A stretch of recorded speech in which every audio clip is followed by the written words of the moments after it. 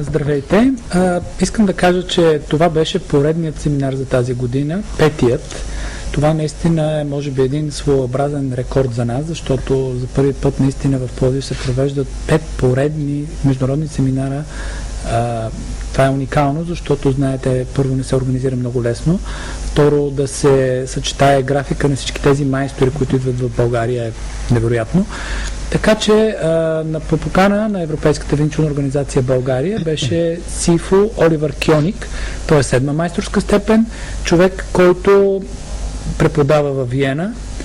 Само във Виена искам да кажа, че той има над 900 трениращи в неговата школа, те са 3 школи, а Виенската академия по бойни изкуства е 550 квадрата, уникално съоръжение. Освен това, в цялата Австрия има над 50 школи още, което прави огромно количество трениращи, а само в Австрия, Германия и Швейцария Европейската винчунна организация има над 1500 школи. Така че казвам това, за да знаете какъв човек идва при нас. Той преподава не само в Австрия, преподава и в Чехия и Словакия. Той е главен треньор на тези две страни. Ходи на семинари в Италия, в Германия, в Испания и напоследък и в Англия. Така че този гост беше много специален за нас. В Пловдив имаше хора, както виждате в момента, от цяла България. Имаше от София, от Русе, от Варна, от Бургас, Стара Загора, Хасково, Монтана, Пловдив, Сливен.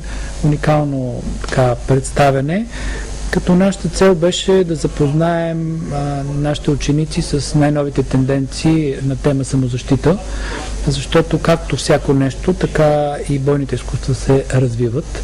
Естествено, че ние ползваме традицията, използваме идеите, които сме наследили от майсторите през вековете, защото винчун е бойно изкуство на над 350 години, но същевременно ситуацията около нас се променя, даже агресията се променя и за това ще поговорим специално и за това беше наложен и този семинар.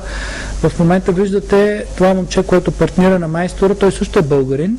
Това също е една наше уникално преживяване, защото той започна да тренира в Стара Загора, също и при мен. След това отиде да работи и да живее във Виена, продължи да тренира във Виенската академия и в момента той е помощник инструктор и води 2 от тренировките там.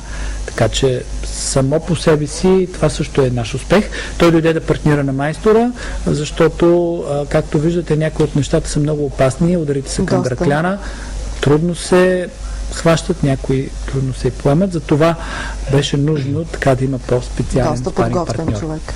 Да, абсолютно. Като цяло голям беше интереса на всички, защото това, което се вижда, може да се каже, че само на един такъв тип семинар може да се види. Почти няма такива неща в интернет, почти не излизат, защото като цяло организацията много държи това, което излиза, да бъде такова, че как да кажа, ноу-хауто да остане вътре, много прецизирано и много внимателно. Първо, някои от нещата са много опасни. Затова винчун се преподава и на специалните части, на полицията, на армията в някои страни. Затова някои от техниките, които се показват, са доста опасни. Но има и една друга цел самоотбраната.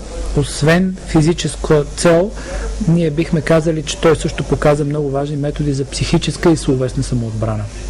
Ние разделяме те са няколко фази преди самата физическа самоотбрана. Това е така наречената психическа самоотбрана. Това означава, че човек трябва да изглежда добре, да поглежда по правилния начин един нападател, защото ако човек гледа оплашено и става обект на насилие много често, да кажем, ако е някое младо или по-слабо момче или целият некичен с телефон и злата, естествено, че някой ще дойде да му каже нещо, ако той се стресне и веднага се вижда един вид психическа нестабилност. Да.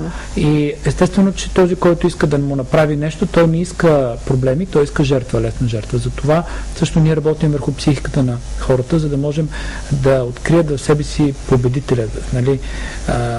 Също така говорим и за словесната самоотбрана, как може да се отбраняваме с думи.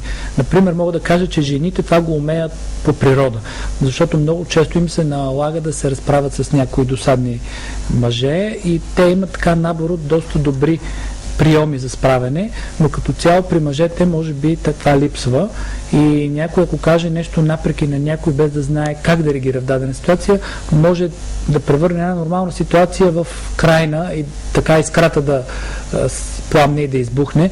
Така че учим също хората ни как да говорят, какво да казват в една ситуация, за да може тя да не ескалира.